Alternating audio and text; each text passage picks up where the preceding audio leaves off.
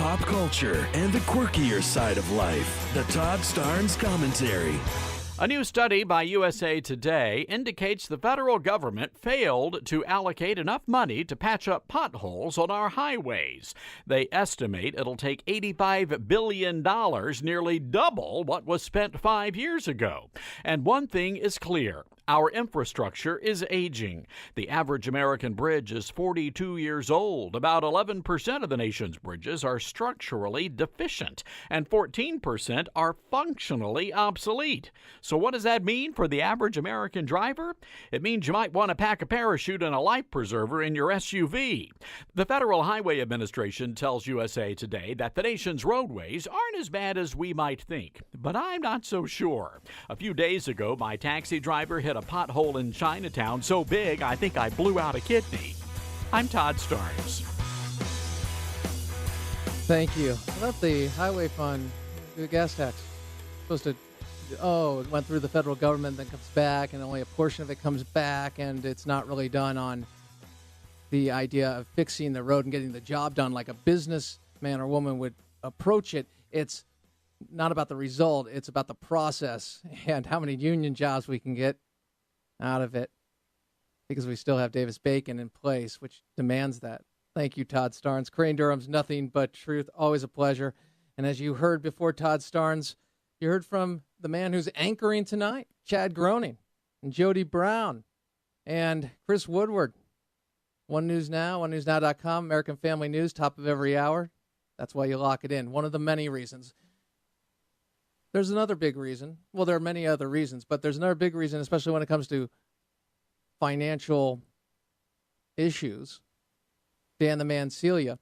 And I was thinking of Dan today because, again, we get the testimony from Ben Bernanke and Fed Chief Ben Bernanke, and he's going to continue quantitative easing. And then I always remember that Dan said, yeah, what's this one? Because they had QE1, QE2, QE3, and as Dan said, it's QE forever. And he's certainly right. The one time they started to make a move away from it, the market reacted. They got scared because they recognized that, in essence, when the economy is not solid, it's not growing. And 5 years in, after plan, it's not working.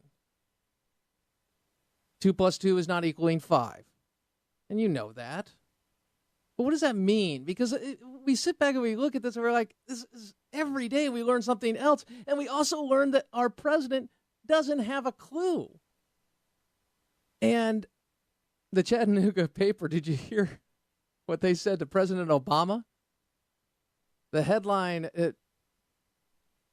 take this jobs plan and blanket. And I'm not talking blanket. Blanket. No, I'm not talking blanket. Blank it. Okay. Can't really say it. Oh, I can say stuff it. Yes. Okay. Now, when you have the paper that you're giving a speech in the town to drum up support for your, quote, jobs plan, come out with that headline. Well, the writing's on the wall. Nevertheless, President Obama did give the speech, and he talked about the grand bargain, which would be the lowering of the corporate tax rate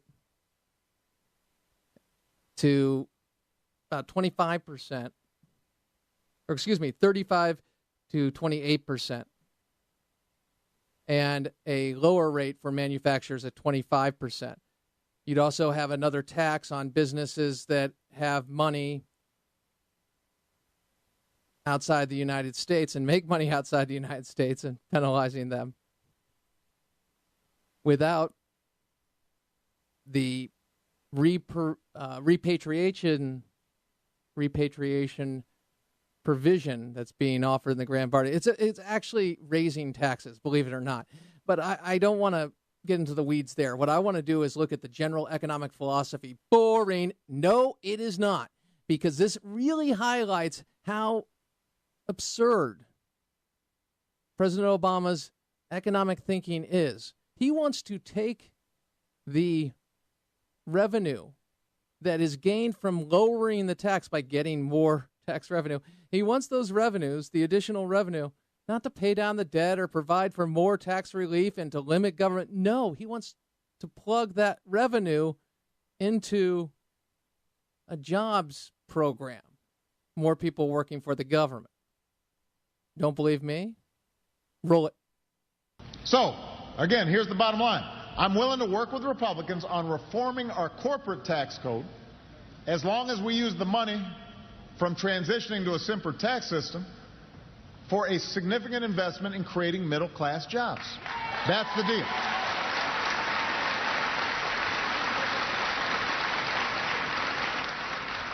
And, you know, I'm just going to keep on throwing ideas out there to see if something takes. I'm going to lay out my ideas to give the middle class a better shot. But now it's time for Republicans to lay out their ideas. Okay, number one, I'm going to look at how many budgets the Republican House have passed, or how many bills they have pending in the Senate that they've passed out of the House. 40. 40 jobs bills stuck in the Senate, as the GOP reports. They have passed it. They just are not raising taxes, okay? That's the problem. To President, and they're repealing Obamacare, and we'll get to the defunding of Obamacare, and we'll get your input on that. Nevertheless, Dr. Charles Krauthammer addressed the idea of cutting taxes, using that revenue for more government jobs and more government spending. And here is the great one in the sense of the doctor. I know Levin is Mark Levin, yeah. But Dr. Charles Krauthammer, roll it. The essence of tax reform is that when you get a surplus of tax income as a result of closing loopholes, or, for example, as he mentioned, repatriating the money that's sitting overseas, is that you use the money in a revenue-neutral way to lower rates so you stimulate growth and jobs. And they had previously signed on to that, or at least signaled that they were. Exactly. And the Democratic chairman of the Senate Finance Committee has been working on this. He wants this to be his legacy. He's retiring next year.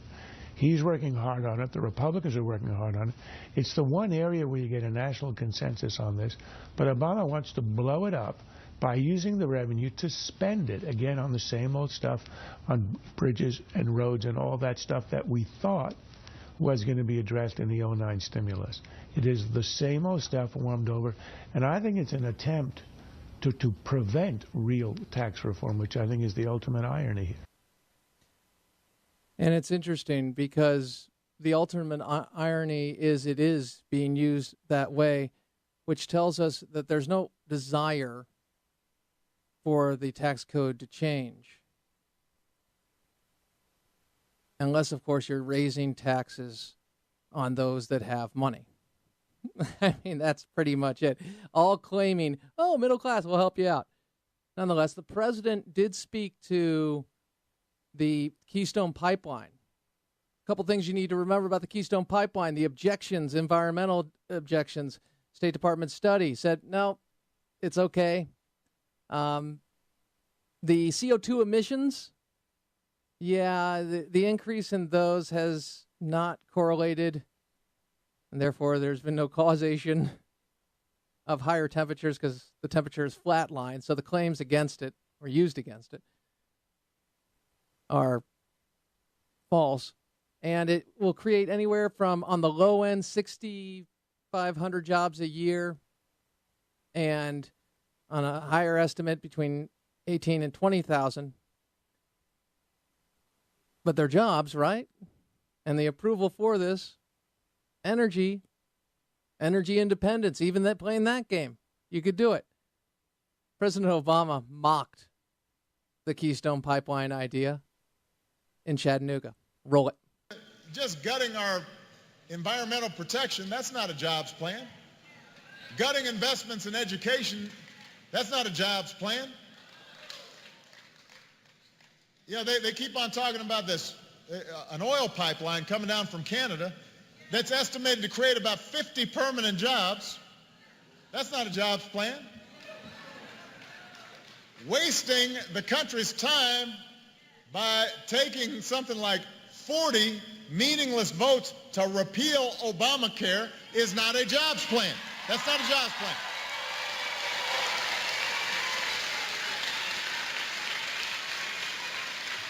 So let's get serious. Okay, we can get serious. Business owners cite the fact of the uncertainty as well as the cost equated with Obamacare as we know it is the reason for not hiring more. And actually, we've seen the shift to part-time workers, and not only that, going under 50 for full-time workers, but also under 40 hours. So they've cut the hours, and now we have how many new jobs? Oh, millions of new jobs over the years, but half of them are part-time or temp jobs. You see, this is all a game. And it's a game, an information game. You don't, who's talking about gutting? What do you mean gutting? I'd like to gut. I'd like to get rid of the Department of Education, quite frankly. Nonetheless, we're not even talking about that. But, I mean, the people in back, I mean, I don't know what's going on with the crowds, but how uninformed do you have to be buying this stuff? When you see 5 years of absolute failure.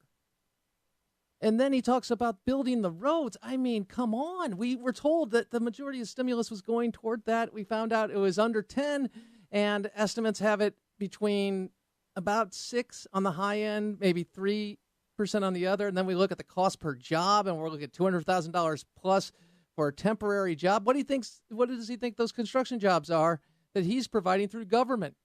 Oh, are those full-time, all the time, permanent jobs? There's no such thing really as a permanent job. Oh, yes, there is. You work for the government. Apparently there is, until they go broke.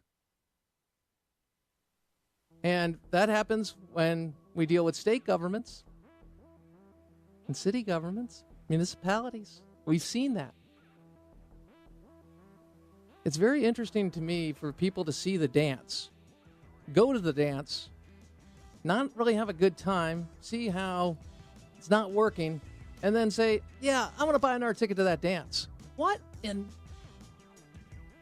not logical. It's emotional, and inevitably what it's going to come down to is the president's going to make a choice. He's going to say, do you trust business or government? Because that's where we're all shifting to dependence on government. And business is the problem. First small business, then big business. That's the game plan. Brain Durham's Nothing But Truth. More on the flip side. AFR Talk.